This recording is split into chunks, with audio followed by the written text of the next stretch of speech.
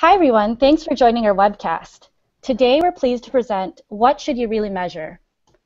I'm Melissa Tinatigan, Executive Producer of the Lean Startup Conference, happening December 8 to 12 in San Francisco. Visit leanstartup.co for more information.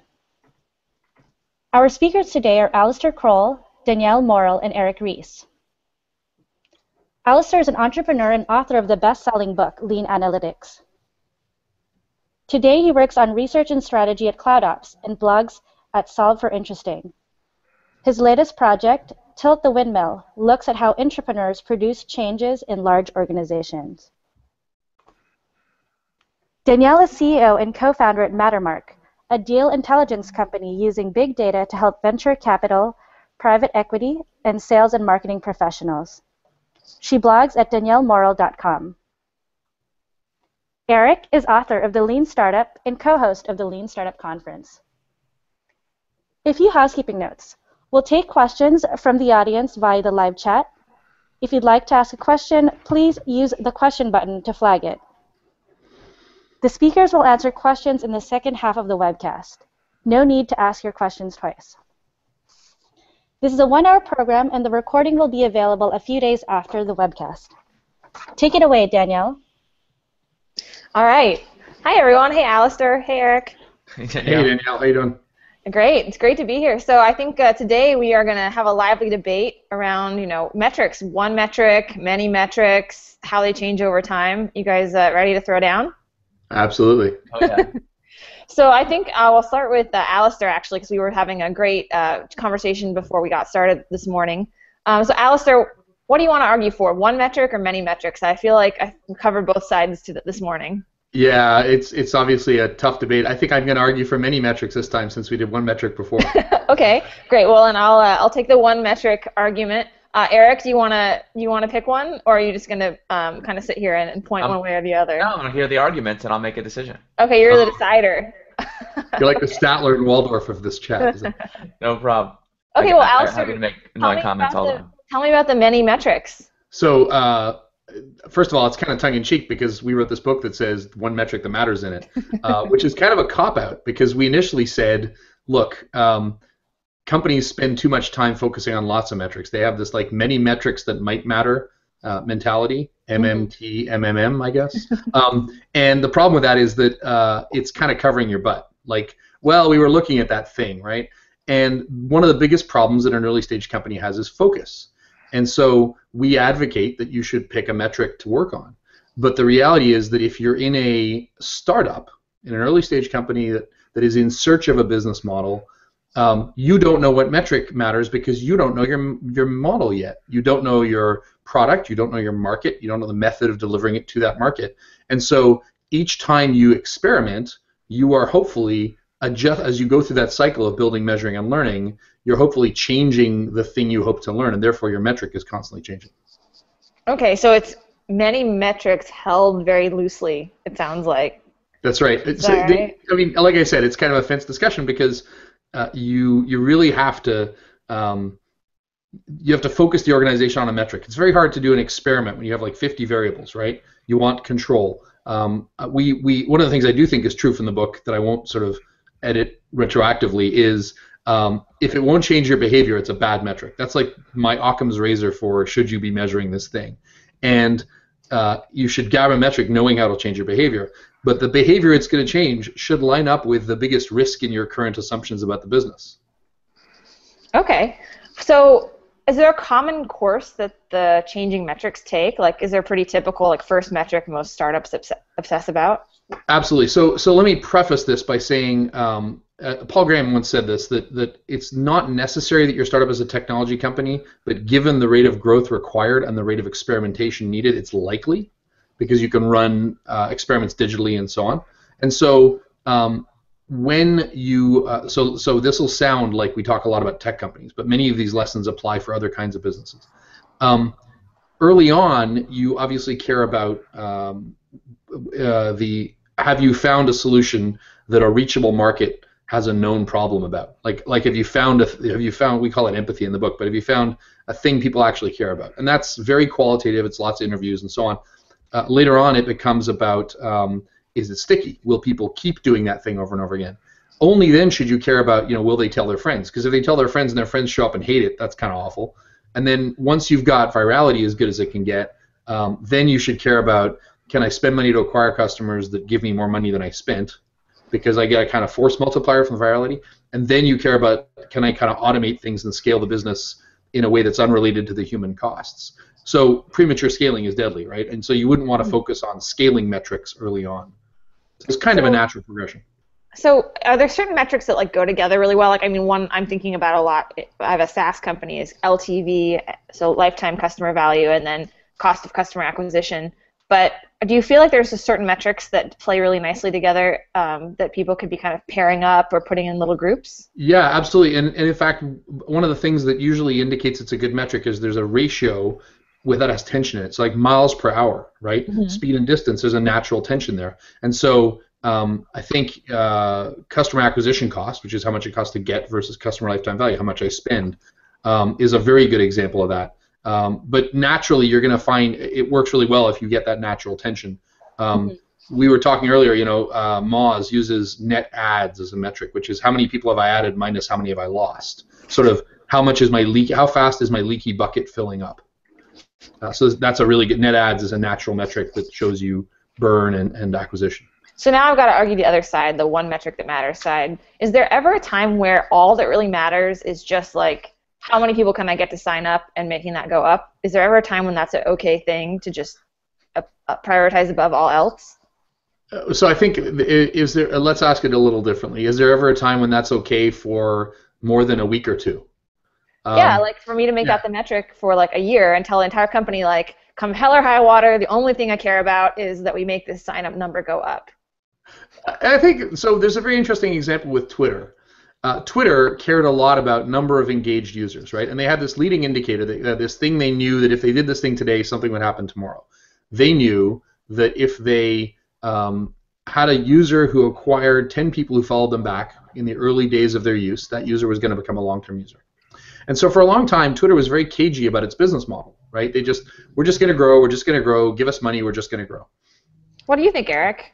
Is there, like, Twitter's one, like, have you seen other cases like this? Where, like, what are other examples where it might be okay? Well, so I think most companies are focused on what we call vanity metrics, right? So they have some up and to the right metric they think is really important: sign-ups, users, in some cases revenue, something really good.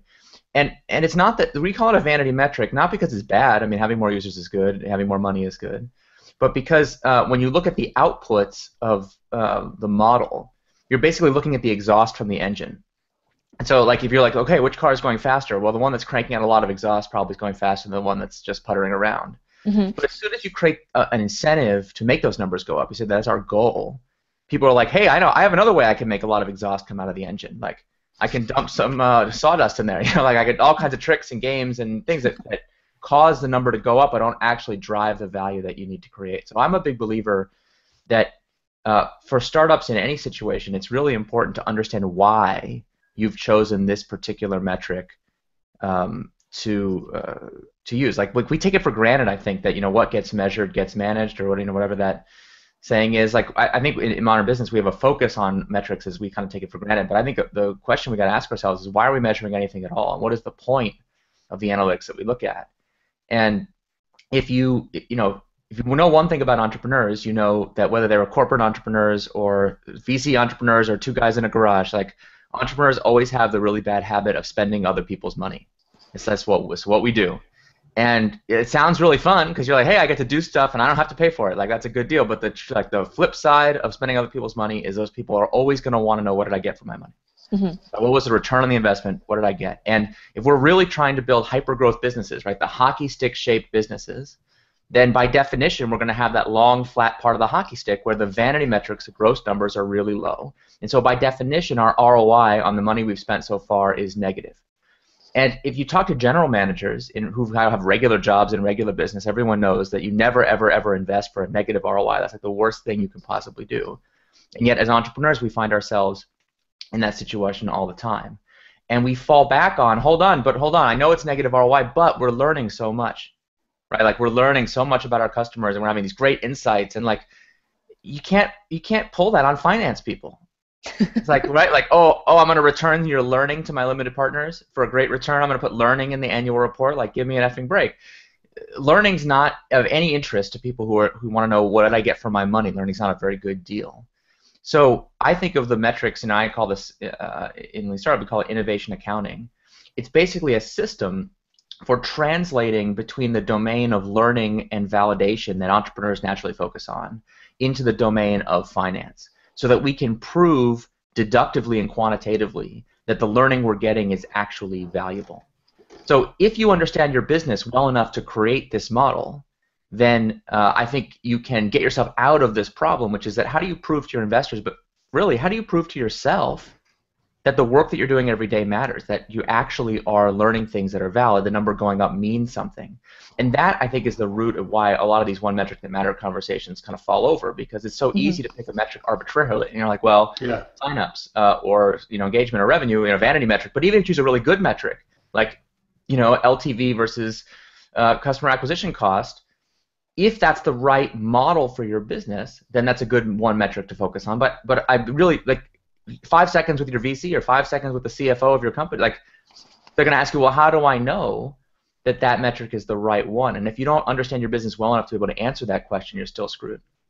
So I want to go back to, sorry, go ahead, Alistair. Sorry, the car analogy I like, Eric, because, like, if you're doing it right, you built a Tesla. It's got zero exhaust and it out-accelerates everything, right? And so because we're not in the business of building another car, we're in the business of building a new kind of car, the metrics are more likely to be, hey, there's no exhaust here. Damn, that went fast. Yeah. Well, I mean, Twitter and a lot of these companies are a great example where the vanity metrics were so small at the beginning, they were actually giving investors their money back. Right. Like, think about the people who made the billion-dollar mistake. Twitter came to them when they had like 300 highly engaged users and said, hey, we feel so guilty about this. We'd like to give you your money back. And several of Silicon Valley's best investors said, thank you so much. I really appreciate that. You really say, like, that's a really honorable thing to do now. Later, there was controversy about whether this was a scam or whatever. But, like, in the domain of the exhaust, there was nothing to see. And in the domain of the leading indicators, there was a tremendous amount to see. So I think your point about Twitter is interesting in the light of they knew that they had a very good way of understanding where their revenue would come from. So they knew that each time someone refreshed their feed, they'd have a chance to push an ad. And they knew kind of what those ads would cost. And so they had a way of saying, I have a strong assumption, fairly well-backed assumption, that I can quantify the revenue in the future from the behavior now. So they had, like, how many people I have times how many times they pull down their feed equals number of impressions. Number of impressions times going rate for impressions equals revenue. And so they were able to grow for a while once they did have some traction, and without trying to monetize and focus just on growth and growth and growth of users, because they had a very good assumption that they've been able to sort of de-risk about how what looked like a vanity metric at the time correlated with a hard business metric like revenue down the road. So going back to what you said though earlier, Alistair, like, what about these companies where you mentioned solvency is kind of the ultimate measure? But what about, like, if we're looking at these companies like Amazon, for example, that the press loves to do the single metric thing, right? The press loves to say, well, they're not profitable, and that's kind of the only thing that gets highlighted. So for those of us looking at these big companies as heroes, how are we supposed to understand that kind of narrative in this context? Like, even with Twitter, right? People are saying, well, Twitter's not profitable, the jury's still out, but you're making a great case that they can predict, where things are going. Right, and Wall Street, I mean, we have a lot of broken indicators in society. Without getting too philosophical, I think GDP is a horrible indicator because it doesn't measure health. I mean, the best thing you can do for GDP is the Exxon Valdez, right? You have to buy new oil, fly in a bunch of lawyers, and clean up the coast. Nobody would argue that was good for society, but it was awesome for U.S. GDP that year. And so I think in the case of some of these companies like Amazon, we're saying earnings per share, but earnings doesn't include absolute dominance of logistics and the creation of Amazon Web Services and so on. So we quantify earnings in different ways, and I think this is where Eric's idea of innovation accounting comes in. Amazon may not have a lot of money per share, but it has a tremendous amount of innovation per share. And I think you have to look at a bigger picture of earnings per share and a broader definition of earnings to understand what that means. So one of the questions in the chat room is around B2B metrics and things that matter specifically for the enterprise. Obviously, like, the popular culture and media loves to talk about consumer companies, but what are some things that people who are building enterprise software, enterprise companies should be thinking about that like maybe they're not hearing enough when it comes to metrics? Yeah, we spend a lot of time trying to come up with good proxies for the metrics that you see. So, for example, you can't really look at the virality of a B2B product, but you can measure things like willingness to act as a reference, net promoter score, a number of case studies you've been able to create. You can't. It's not as easy to look at stickiness because people are paid to use your product, but you can measure things like I've seen one SaaS company that measured the number of times someone pressed the back button using an app, right? Like for a media site, time on page and engagement is great. For a SaaS site, you want to get the hell out of there. The sooner you can accomplish your goal properly and leave, the better. But the number of people who clicked to the support site or stalled when entering a form or went back when they went down a link and then went to the previous page because the UI was hard to follow, those are all indicators of poor stickiness, if you will. Mm-hmm. And so you have to find things that, again, if your business goal is to deliver a SaaS tool that makes users productive, then what are the leading indicators of bad productivity? And measure those. Eric, you've been talking to a lot of big companies. What do you think they see? Well, I've had the fortune or misfortune, depending on your point of view, since the book came out, to be spending my time not just with digital companies, but with companies all over the industrial landscape. So you name it, I've been working on it: healthcare, deep sea oil drilling, cars, like fracking, like anything in the energy space. I'd be happy to talk to you about. It's crazy. Renewable energy, dirty energy, financial services. I feel like I've been on a world tour of capitalism and have done these kind of lean startup approaches in all of those places. And not to mention governments, which that's like a whole webinar unto itself. And what's great about it is it's totally, by force, has cured me of the habit of using digital rules of thumb to tell people what to do. Like there's all these heuristics. If you read TechCrunch and wherever, like there's all these people who are like, the metric that mattered for me was this, and if you're in SaaS, you do this. If you're B2B, do that. But when you start to really get out of the digital domain, or in businesses that are only newly being transformed by technology, like appliances, and you look what's happened to consumer electronics of late, you really have to be able to reason from first principles about what are we trying to create here, and then what are the leading indicators that we could use to measure that impact.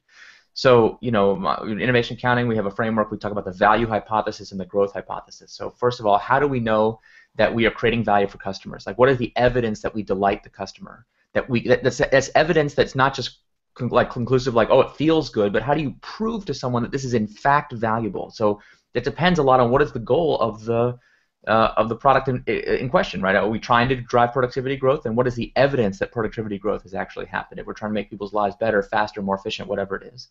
But the growth hypothesis is where I think people mess up the most. And I really believe that if you don't make your explicit goal sustainable growth, you can wind up creating a Ponzi scheme or a virus. Like there's all kinds of, like, cancer grows really fast, but that's not the kind of growth we aim for in most business. So sustainable growth is characterized by one simple rule. The rule is that new customers come from the actions of past customers. Sure. And in all the companies that I've worked with, I only really know 3 variations of this. We call them the 3 engines of growth, going back to the auto metaphor. Like, you need to find something where each cohort of customers, powers the next cohort of customers, and that can happen in one of 3 ways. The viral engine of growth is where customers recruit other customers as a necessary side effect of using the product. Think about a PayPal or a Facebook, right? You get that email. It's like, so-and-so has tagged you in a photo, and it's an involuntary reaction to click on it to find out what's going on. But that same phenomenon happens in industrial and healthcare businesses all the time. It doesn't have to be a consumer thing. I was working with a team that was working on, I'm trying to think how much detail I can share, but a life-saving piece of medical equipment where once you have it in your hospital, a class of patients who previously were pretty much guaranteed to die all of a sudden don't die. And so that's pretty cool. And once you put it in one hospital, it's there's so much rotation between hospitals of doctors. There's so many conferences. There's so many opportunities to share that information. Like, once you know that this is possible, you have to have it in your hospital. Like, there's not a doctor in the world that would be like, oh, these patients could be saved, but oh, it's kind of expensive. Like, no thanks. Like, so the took it out, right? They gotta install it. Yeah, and it's a business imperative because your customers hear about, wait a minute, so and so's baby, lived.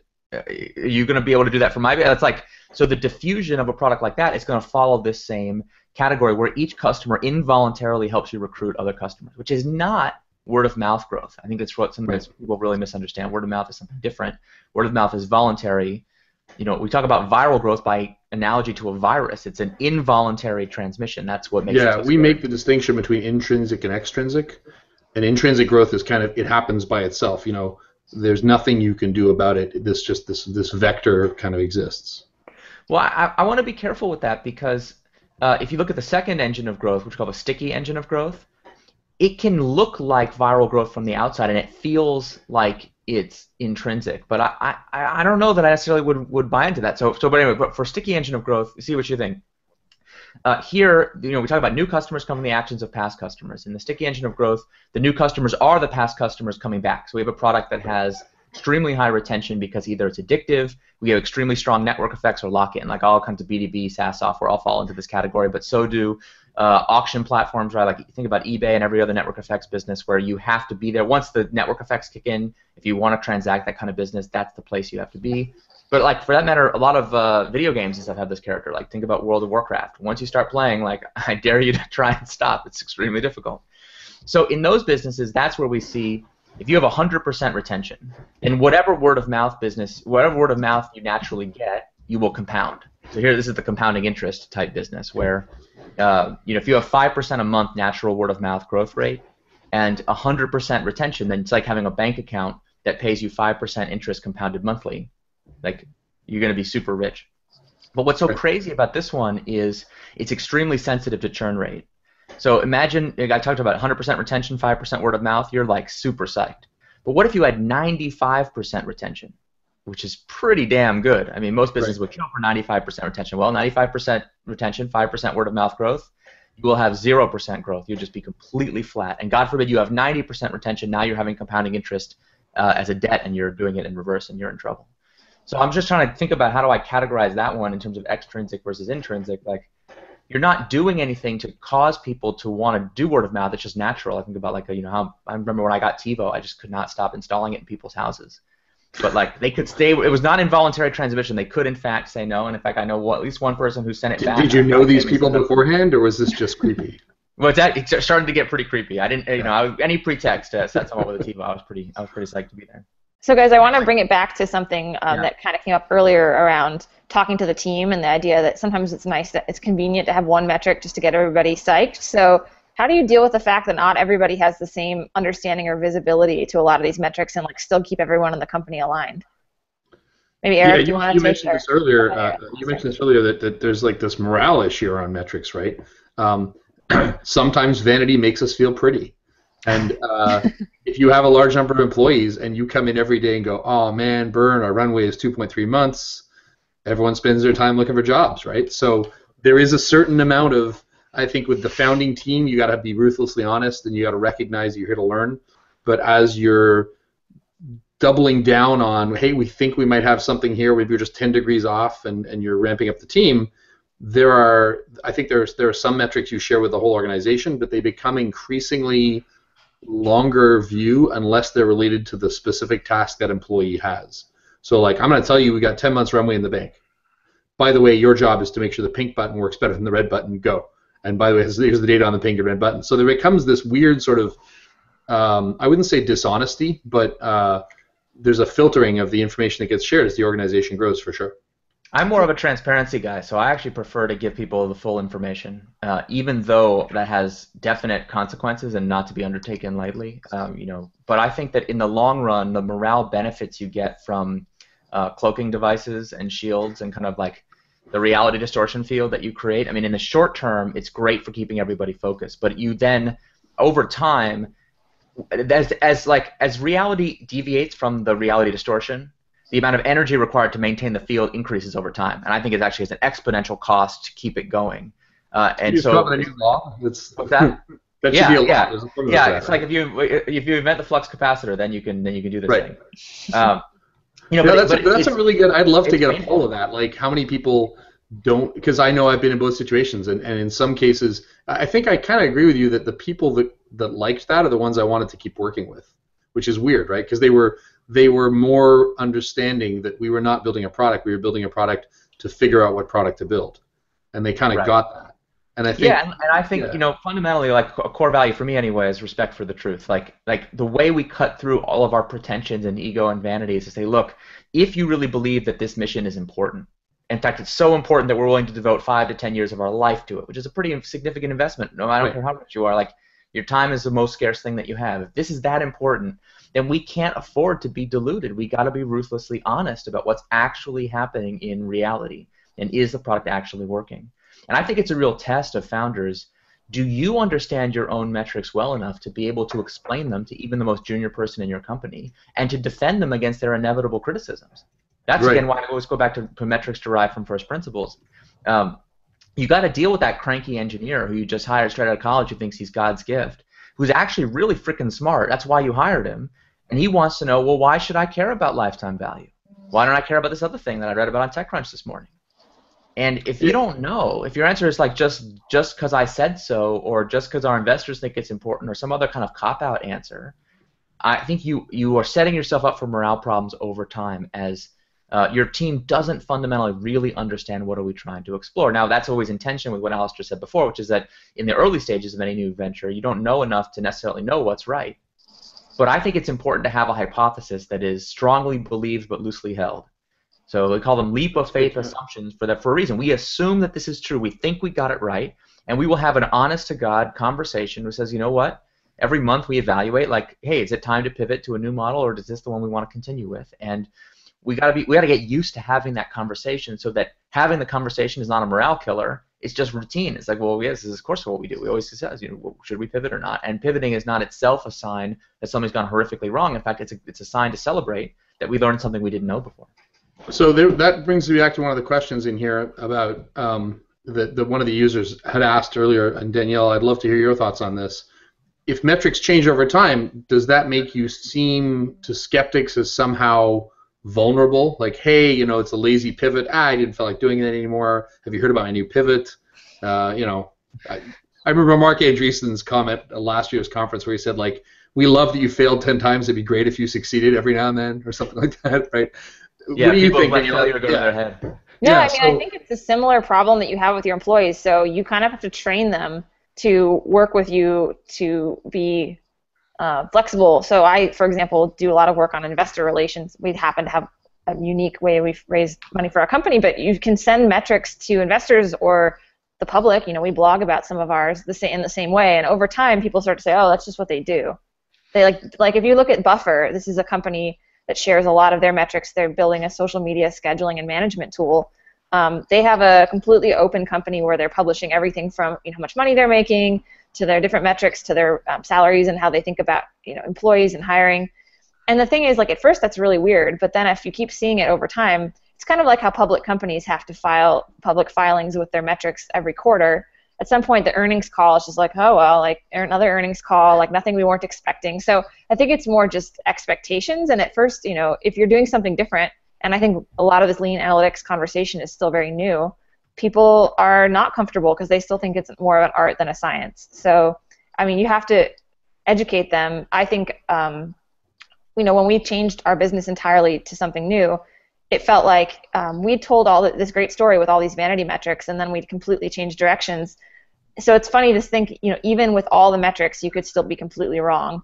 And I think just the fact that everyone knew what we'd been thinking the entire time meant that when we all came to this collective realization that it wasn't working, everyone had already followed that whole thinking path. And you can't really take people back in time to do that. So if you don't bring them along with you the whole way, like, it's very hard to get them up to speed. So I think it probably does have some negative impact for those of us who are more transparent early on, but then later when they trust you, you have allies forever. So that's a long-winded way of saying I think it's long-term good and short-term hard.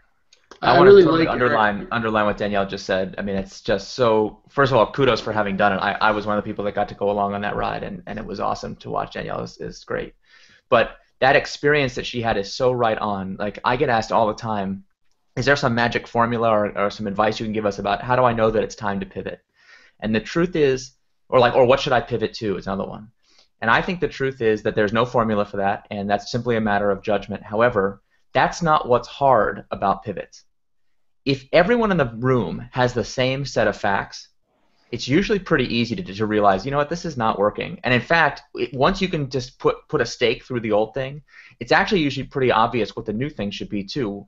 But as long as there's at least one holdout in the room who's clinging to the past and does not believe that things are not working, that person can consume the whole team's energy forever, because no one wants to be like, as long as there's one believer, no one wants to be like, well, I've lost faith.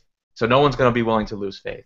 So to me, the power of all this analytics is not that it will guarantee that you're a success. It may not even necessarily increase your odds of success over what you would have done if you just gone Geronimo, because of course we don't know how good your idea is. Your idea is extremely good. You know, maybe you don't need all this analytics, and maybe that would all be fine. But the thing that is so powerful about it is if we use the right kind of analytics, if they are in fact, you know, like we say, you know, the 3 A's, actionable, accessible, and auditable. If you actually follow this whole program, you will have a room full of people who have the same set of facts, indisputable, scientifically valid facts about what's working and what's not, and that gives you a chance, just a chance in hell, of actually making a decent decision, actually being willing to pull the trigger on what I think is one of the hardest things to do in business, which is to say, remember that thing 6 months ago I told you I was absolutely sure it was going to change the world, as the best thing ever?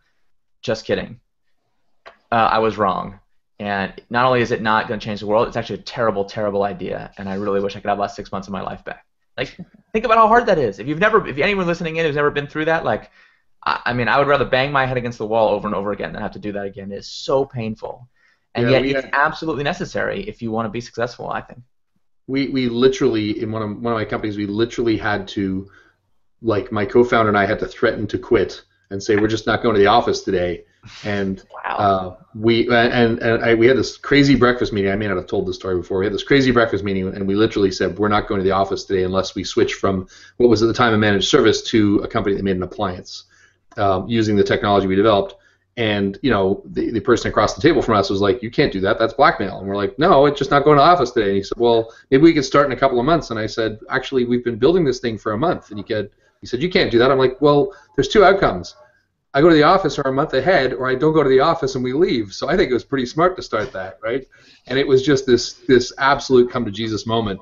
And as soon as we made that decision, everyone in the company, the morale doubled, because everyone was like, wow, we actually are aware. Like, as leaders, we didn't look like we knew what was going on because the evidence was all around people. So it was a very visceral feeling, but it was absolutely, and that was hardcore B2B, lots of investment, 4 years in. It was a very interesting feeling to get that sense of catharsis that we've finally all left the previous Messiah and are now praying to the new one. Wow.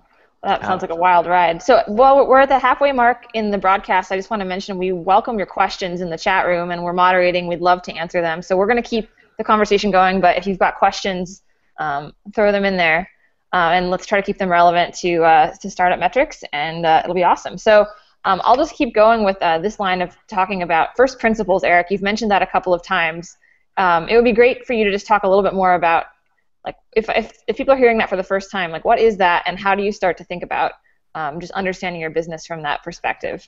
Yeah. So, some people hear this and they're like, oh, this is overly philosophical and I'm not interested and I just want to get busy executing. And that's fine with me. Build, measure, learn, the whole lean startup cycle, it's a cycle, it's a circle. You can start any place and I believe you will eventually come back around to where we are. So for people who are more action-oriented, go run some experiments, have fun. And let me just give you a sneak preview of the problem you're going to have. Here's the problem.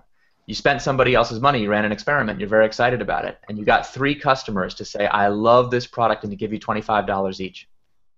And from your point of view, that is an outstanding success, because that's a lot better than having 0 customers give you no money at all, right? So you actually did an MVP, it was a success, you're very excited. And you want to share it with the person who gave you the money necessary to do that experiment. They say, wait a minute, you made $75 total? What, did you find a quarter on the street and you think you improved the company's balance sheet? Like, come on, kid. The whole point of this was to, I don't have to replay this line of argument. We've all been on the receiving end of this particular lecture. So, all right, now your goal is to convince this person that what you learned is in fact valuable. How are you going to do it? Well, luckily, usually when you raise money, there is a document that you had to create that I believe has the key to answering all of these questions, and it is the business plan. I feel like I'm like the last pro-business plan person left in the startup world, but I'm super pro-business plan, and I do not like to do any startup anything with no business plan. But not the fiction writing part of the business plan, the part you compose in Word, that you can throw away. I don't think that has any value whatsoever, and it's totally useless. But the Excel document in Appendix B, where you showed if customers behave in the following ways, then deductively speaking, this is the logic of how that leads into a huge business. That is very valuable. The problem is that people misuse that tool as a tool of accountability. So what happens is, you make this spreadsheet. I remember making these spreadsheets. I didn't know why I was being asked to make this spreadsheet. I was like, investors, I guess, want to see that you can endure a lot of pain. So if you show them a really complicated spreadsheet, they know that you must have endured a lot of pain to produce it. And that's literally my only. I was like, why do they want this totally documented? I made up all this stuff. What I didn't understand is the spreadsheet makes forecasts. It says over the next 5 years, here's exactly how much revenue we're going to have by year. And investors are like, thank you very much for giving me the accountability framework for deciding if your company's doing a good job. So 1 year later, they're like, hey, you had to give me a spreadsheet that said you would have exactly this 3 significant digits amount of money. How come you don't? And then we have a problem. So what I want to do is get people to focus their energy away from the outputs, which are fiction, but towards the inputs, which are a deductive, logical argument that says if customers behave a certain way, then this outcome is going to happen. It's a necessary consequence of them acting this way. So it's like, look, if 10% of customers sign up for the free trial and the average revenue per customer is $100 and it cost us $1 to get each customer to sign up for the free trial, and the retention rate is thus, and the viral coefficient is like whatever the math is that is essential to your business. If those things are true, then let me run the model, see the compounding interest, see how whoop, you get this hockey stick curve. So we're looking at the true leading indicators of later growth. We call that a bottoms-up rather than a tops-down model. It's not based on market share and Gartner analysis. The guys in Andreessen Horowitz at the conference last year talked about it as a nose counting, like going from the behaviors of individual customers aggregated up into a model that shows macro behavior. Well, the cool thing about this is if you can fill in those inputs with real experimental data, you can go to a financial person and say, look, right now, with the inputs as currently given, the net present value of our business is $25. It was supposed to be $100 million, but it's only $25. So it's not very good. However, now we have a baseline. And although we're only 1 month in, we haven't spent very much money, and we know we started, so it's pretty bad. But next month, I'm going to show you that the net present value of this business is actually greater. And the next month, you come back and look, our business is worth $3,000. Now, if you'd started at $3,000, it wouldn't have seemed very valuable. But $25 to $3,000 seems pretty good. You come back again, and you're like, hey, now we've got our sign up on a cohort basis. That's starting to look even better. And so you start to recalculate that net present value over time. This is the kind of the core of innovation accounting, is to be able to model the business in a way that financial people can see, look, what we're learning is driving net present value up. Now, so that's what it means to understand your business from first principles, to say what are the specific behaviors that are the bedrock upon which everything else is derived. And every metric we focus on is connected to that bedrock and therefore is of known value. And anything that is not part of the logic of that bedrock we can safely ignore. Now, any of you who are listening and who are like, oh, that sounds great, I want to go do that, do not do what I just said. I just described to you what it looks like in the most advanced state, that a lot of the startups I work with take several years to build up the muscle and the skill required to do what I just described. Like when you start talking about net present value, you better know what you're talking about cold, or financial people are going to eat you for breakfast.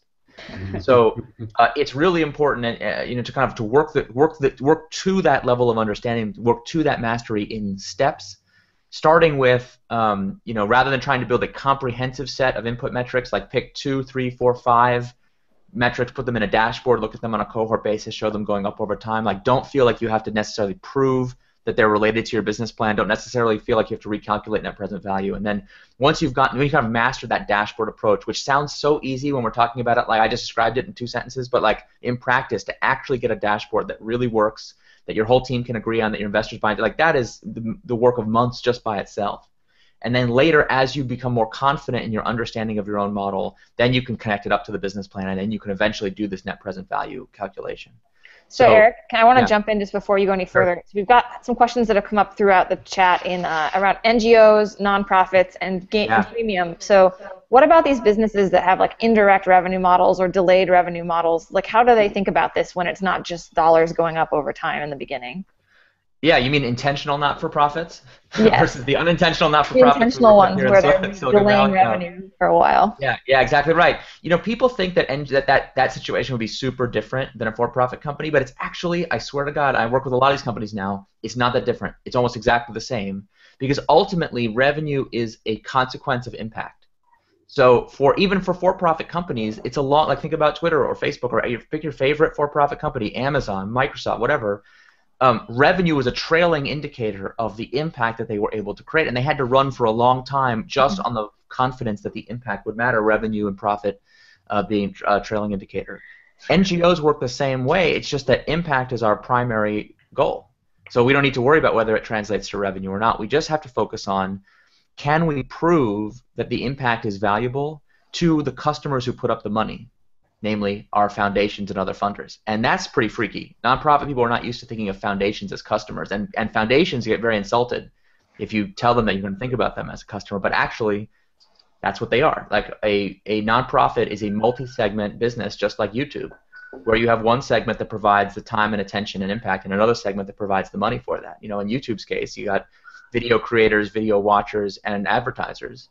And in a nonprofit situation, you might have a literacy program where you have teachers, students, and the funders who say, well, if you can show me impact, I'll give you money. It's almost exactly the same. How do you go about collecting metrics in those environments? I mean, they're becoming increasingly digital, but there are lots of thorns and thickets around, transparency and how do I know I actually built the well and all that kind of stuff. What have you seen that changes the culture of nonprofits to be better at collecting data transparently? It honestly starts with the funders and the foundations. I get asked like once a quarter to go speak to a nonprofit foundation, and they always ask me, how do we do this lean startup thing? And I always tell them the same thing. I said, I'm going to tell you how to do it, and then you're not going to do it. Because I'm going to suggest something that's so simple you could do it in a second, but you're not going to do it. And they're like, no, I swear we're going to do it. Tell me to do it. Tell us what it is. I'm like, okay, listen, I'm going to tell you, but I guarantee I'm never going to hear from you again. We're not going to do it. And so far I've been right 100% of the time. Because if you want to change the culture of this, all you have to do is pay for outcomes. Right. So instead of being like, I'm going to write you a grant, and you pretend you're going to have this outcome, and then I give you $100,000, and then we're going to do a review afterwards to see if you did the outcomes that you said you were going to do, and then we're going to have this changing the goalpost thing, where you're going to be like, well, yes, we had a huge amount of success, but it wasn't the success we promised in the grant, just other success, and so the person's going in to measure the impact comes back to the funder, and they're like, okay, well, we were trying to get to the 100-yard line, but we hit a home run. It's like, wait, hold on, I don't know. That's just like you mix metaphors. I mean, what's going on? It's getting confusing. And it's basically like when you're in that kind of situation, the confusion devolves into politics. Everything turns into a popularity contest, and whoever's popular, whoever talks a good game, whoever's got the charisma and the connections gets the funding. A much better way would be to say, listen, I want to fund literacy programs that take adults aged 25 to 40 from illiterate to completely literate in a year. Anyone has a program that will do that, I will pay you $250 per student. So you come back to me and show me how many students you were able to turn literate, I will pay you exactly. So it gives nonprofits an incredible amount of transparency of exactly how much funding they're going to have. It allows them to scale incrementally, so you can say, well, okay, rather than ask for a $10,000 grant, all I have to do is figure out, okay, how do I get, can anyone do the math for me? Is that 40 students to raise $10,000? It takes it out of politics and be like, just go run a class for 40 students and just do it, and we guarantee you'll have the funding. And then, of course, with that funding, hopefully, you can scale up from 40 students to 400. And if you can't, if it's not scalable, then that really begs the question of whether this is worth investing in at all, because modest impact is not usually what foundations want to fund. Anyway. So Eric, it's a fascinating question around algorithmic regulation. So I had some conversations with people in DC late last year about this idea that we're going to be able to create algorithmic regulation. So let's say the federal government says we want to reduce childhood obesity, and they're going to pay for some kind of outcome. But obviously you need money up front to pay for the outcome down the road, which means that a third party like a Goldman gets involved and says, well, we're going to give you, we get a 10% discount on the outcome, we're going to bet in this thing, whatever. So Goldman issues the money, and there's an algorithmic regulation to end childhood obesity. Yeah. Which then says, well, now Merrill Lynch wants to offer a derivative on this. They're going to short that, and they're going to put Frito-Lay machines all around the schools. That's one probably asinine but kind of scary view of the world. And then the second is, let's say that program, the after-school programs reduced childhood obesity by 30%, and you said it was going to go down by 40%, so you don't get your money. But they reduced teen pregnancy by 50%, something that was unexpected. It was an amazing outcome, and it turns out that the social good of 50% reduction in teen pregnancy and 30% reduction in childhood obesity is amazing for society. but they don't get the money. So that model you just suggested is great, but it has a challenge in that it can stifle the sort of unexpected upside you'd learn about.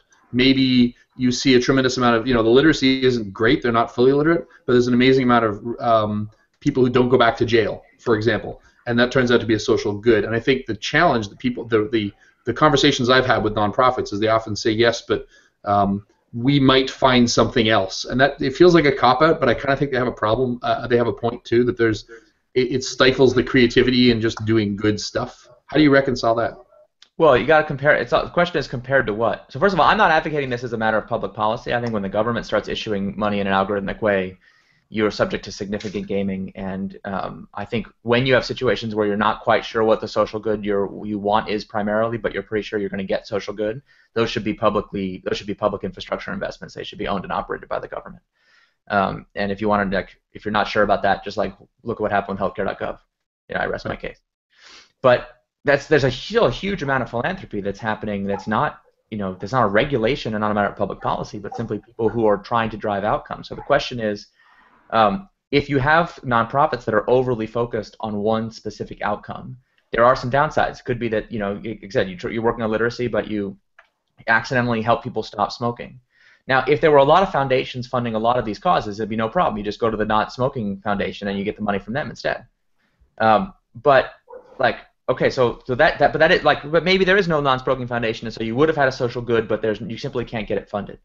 So that is a possible downside to this approach. But consider the downsides to the current approach, where the vast majority of philanthropic dollars are going to people who talk a good game but don't do anything. They're just being outright wasted. You talk to people who actually work in philanthropy and nonprofits for a living, who know the sector well, and don't ask them publicly because they never admit this, but ask them privately.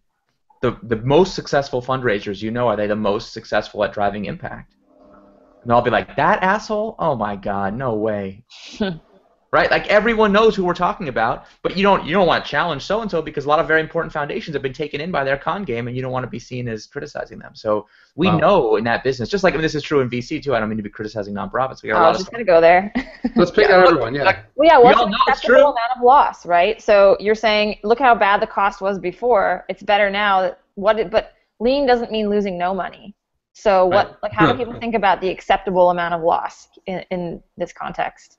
Yeah, look, Daniel, I really want to make sure we get on to the stuff you were writing about recently, because we're a little far afield from startup metrics. Although I could talk to you guys about this all day. But I think we're headed back to it. So what I wrote about was burn rates, and I think one of the things I noticed with people who are talking about lean analytics is they feel like lean is meant to reduce waste, so that means I can have no waste or I'm failing.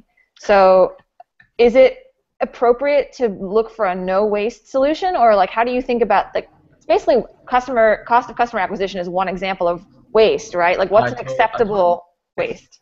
I mean, people misunderstand what waste means. And this is an old people have been having this problem in lean long before lean startup. This is an old Toyota production system problem. When they first brought Toyota's production system to America, we talked about, I hope everybody listening knows about the original lean manufacturing: Kaizen, continuous improvement, stop the line, low inventory, just-in-time delivery. They set up factories with American managers, and the Japanese executives would come visit. They believe Genshi Genbutsu, right? Go and see for yourself. So Japanese executives were touring the American factories all the time. They would go to an American factory, they would meet with the manager, and they would say, how many andon cord pulls, how many problems are you having in your factory? And the manager would be very proud, and they'd say, oh, we've got it down to 0. None. No problems. And this is in Toyota, that would get you fired. So they have a saying, no problem is a big problem. If you think you have no waste, then you are kidding yourself. You're crazy, because we're human beings and we're imperfect. There's no such thing as a perfect system. So continuous improvement means always identifying sources of waste and trying to drive them down. But first of all, holding yourself to the standard of 0 waste means you have to be unbelievably conservative. Only the most slow-moving, incredibly conservative, non-productive system could be considered to be 0 waste. And also, waste is not bad per se. People think, oh, marketing spend is waste. But I don't see it that way. If that allows, for a business, we talked about the 2 engines of growth, viral and sticky. We didn't talk about the paid engine of growth, which we can if anyone's interested. But in that business, you're using the fact that there are distribution channels that you can pay for to get the word out about your product. Now, you want to do that as cheaply as possible to improve margins, but a world in which those channels exist is better than a world in which they don't exist, because that would be a world in which no one ever found out about new products. except what people in their popular clique knew about. So yeah, I think people really misunderstand the role of waste. So Danielle, I want to really quickly recap the stuff you were writing about. Just talking about how much burn is good burn. Mm-hmm. And obviously there's this tension between burn and churn, right? Like if you have a recurring revenue business, then your customers are worth something, their lifetime value, and how quickly you lose them times what they're worth tells you how much money you got. There's this natural tension between the net adds the speed with which you're filling up the bucket, how much the water in that bucket is worth, and how much money you're spending keeping the lights on. What I found fascinating about your article, is a great article, but what I found fascinating about it was that the number of people that were willing to then share their experiences. It feels like, when Ben and I wrote the book, we started calling VCs and entrepreneurs because we found that in running an accelerator called Year One Labs, we didn't know what normal was. So we didn't know what to tell people. Like, is 5% churn good? Is 10% good? Is 1% good? So we started asking.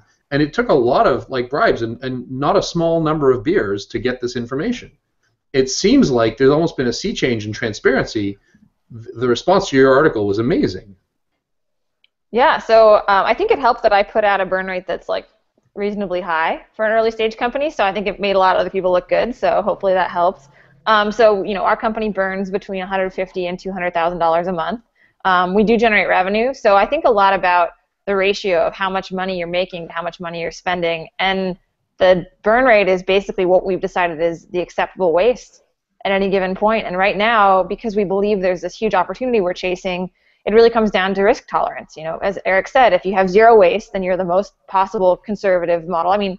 We could do that, right? We could say we're not going to hire anybody new, and we're just going to go ahead and continue to grow our annual recurring revenue until it crosses over, and we're going to be profitable, and we're going to make a bunch of trade-offs, right? So if we hire nobody new, then probably a lot of new features don't get built, probably a lot of new things don't get learned. We can't fund as many experiments. So I think what this does is it gives people a way of talking about risk tolerance. And that's all it really is, because at the end of the day, so we're venture-backed. So at the end of the day, this money that investors are giving us is a bet that they're making. We're one experiment in their portfolio of risk tolerance, and they have, some companies that are profitable, some companies that are losing huge amounts of money, far more than we are. We're somewhere in the middle, or probably on the slightly good side because we've got revenue. And so I think the important thing is to actually talk about it not as being embarrassed that you spend money, but as, well, what is that going to? So obviously the next order question you have to ask is, well, what is this money being spent on? In our case, it's being spent on 95% of it is just engineering time. And that comes down to we're building some pretty difficult technology. But if it wasn't that, it could have been many other things. It could have been that we found a paid channel that works really well, and we need to have experts who are executing against that because there's an arbitrage opportunity. There's lots of things it could be. As far as transparency, I think Buffer really, to me, started the trend, and I think there have been people who shared in the past, but because digital companies are becoming more developed, there's more benchmarks that actually are useful, because it's not all advertising model businesses anymore. Because you kind of always knew what advertising costed. So you kind of always knew that all these companies with no revenue model were going to basically get roughly the same return depending on the number of eyeballs. That was easy. You could just kind of stack rank them by how much attention they were getting on the internet. It's a lot harder now. We were mentioning in the preamble to this when we were getting ready for the call, one of the case studies in Lean Analytics was WP Engine, and they had this question where they were like, their founder was like, I'm losing a quarter of my customers a year. This sucks. And so he was trying really hard to fix that, right? Just over and over, everything they could do. And then he sat down with Matt Mullenweg, and Mullenweg said, wait, that's 2% a month. That's awesome. Until you know what normal is, that makes you do stupid things, right? Not knowing what normal is makes you do really dumb things. And so in his case, it was like, okay, now I need to go optimize customer acquisition cost, or I need to fix the virality of my system. And so, Eric, I know a lot of people on the chat have been asking about the paid engine of growth, since that comes in, since we just talked about burn and we've got customer acquisition cost. Do you want to give us a quick recap of that? I don't do quick very well. I'll do my best. And listen, let me put a quick plug in for Alistair's book, because his book is the only book I've ever read that has a just absolutely tour of every kind of business you could possibly be in, and just an actual honest-to-God examples of here's what normal looks like in that kind of business. And for people who are chasing some perceived benchmark, what they think their metrics are supposed to be, this is like a source of great sanity and well worth the price of admission. So you should definitely check it out. Yeah. Yeah. He bought the beers for everybody so that you don't have to. So take advantage of that seriously. So paid engine of growth, and what ties in well with what Danielle was just talking about, because again, we talked about, okay, sustainable growth means new customers come from the actions of past customers. So one way that can happen is you take revenue from past customers and reinvest that in customer acquisition. And just like viral engine of growth has a viral coefficient that says how fast the engine turns, in the sticky engine of growth, net churn tells you what how fast the compounding interest is going to happen. For paid engine of growth, there's a single number, which is just what is the marginal profit per customer, right? The lifetime value of a customer minus the cost to acquire that customer. When that number is positive, you're going to grow really fast, and if a number is negative, you're going to shrink really fast. And what's cool about the paid engine of growth is customer acquisition channels, and this is true, by the way, whether we're talking about AdWords or whether we're talking about retail storefronts.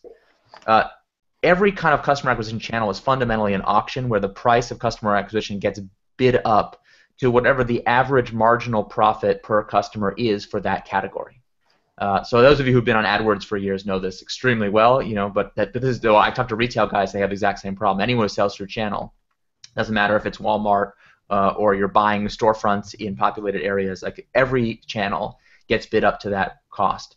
And so the people who succeed in the paid engine of growth are people who have a differentiated ability to make more money per customer than the average for their business. That's why having a margin advantage is so killer in winner-take-all businesses. And it's, by the way, I'm very bullish on what Danielle is doing. Thank you. But I'll tell a story that I don't know. So take it back to Burn.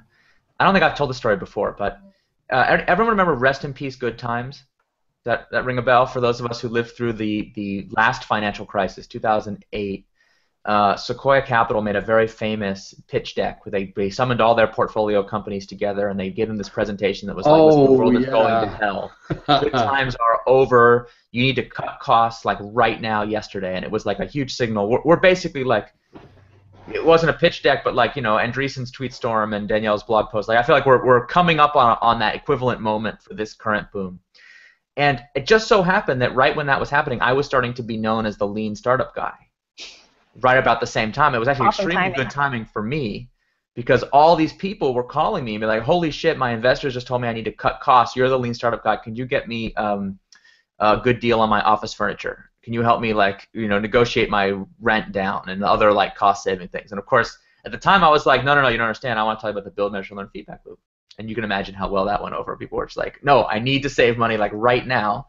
But my point at that time, which I think was right, and which those who listened to me I think benefited from, and of course many others didn't survive. I'm sure many of the people who listened to me also didn't survive though, so take that for what it's worth.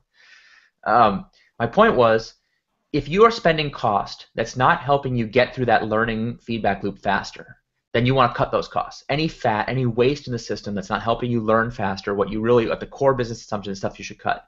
But by the way, that's true in good times and bad times. Never, ever spend money except the things that are going to help you get through that build, measure, learn feedback loop faster. Everything else is pure waste and you can get rid of. So the publicist you're hiring to plan for the big splashy launch in the Super Bowl next year, that's waste you can cut right now. And you could have cut it yesterday. You didn't need Sequoia Capital's Rest in Peace, Good Times. So I had a lot of these meetings and customers. Now, nobody asked me this question, but at the time I was really worried someone would ask me the question, well, okay, that's true. But is it truly unlimited? I can spend as much money as I want as long as I get some learning from it. And of course, that can't be right because investing in learning has diminishing returns. So there's only so many engineers I can hire to actually productively work on these experiments. So how do I really know how to balance? And it's taken me, it's been, gosh, how many years now? 6 years since the last financial crisis. So I've been thinking about this all this time. I feel like I'm only now able really to answer the question, which goes back to that innovation accounting thing I was talking about. If you actually could do a net present value analysis of your business at every snapshot moment in time to say, here's what I've learned so far and how much it has affected the net present value of my business, then that also tells you how much each increment of learning is actually worth financially speaking and therefore what your burn rate should be. So you can afford to spend up to that net present value delta. And that's why as you learn more, as you accelerate your learning, and as you prove the learning is more valuable, you can afford to spend more money. And at that point, all VC is securitizing that future net present value so that you can spend it today. And when you understand it that way, it really makes all these fundraising negotiations and conversations make a lot more sense. So. Awesome. Well, I think on that, Eric, we're right at 11 o'clock, and awesome. We've kind of come full circle on accident through the engines of growth in this call. And covered a bunch of metrics. So this recording I know is going to be online later, but awesome, cool. Well, Alistair, do you have anything else you want to add before we sign off? Just that I guess the one metric that matters is a cop-out. It's the one metric that matters to your business right now. And so we kind of sit on the fence there. The question is knowing what thing is most on fire about your business, and that takes the intellectual honesty that Eric referred to. It takes some of the transparency that you've seen. But ultimately it is about how quickly can you find that the numbers that show you if you're getting closer to that mythical unicorn of the product and the market and the go-to-market method and all that stuff. Awesome. Well, thank you so much, and this was a great conversation. I feel like I've got a lot of work to go do myself. Awesome. Thanks a lot, Danielle. Thanks, Alistair, good to see you as always. Thank you. Take care. Go Giants. Okay. Thanks, Alistair, Danielle, and Eric. And thanks to everyone for joining us today. This wraps up our show. Please join us again at the next webcast, An Introduction to Lean Impact on October 28th. In the meantime, visit leanstartup.co for more information on the Lean Startup Conference, which is coming up on December 8 to 12 in San Francisco. Bye, everyone.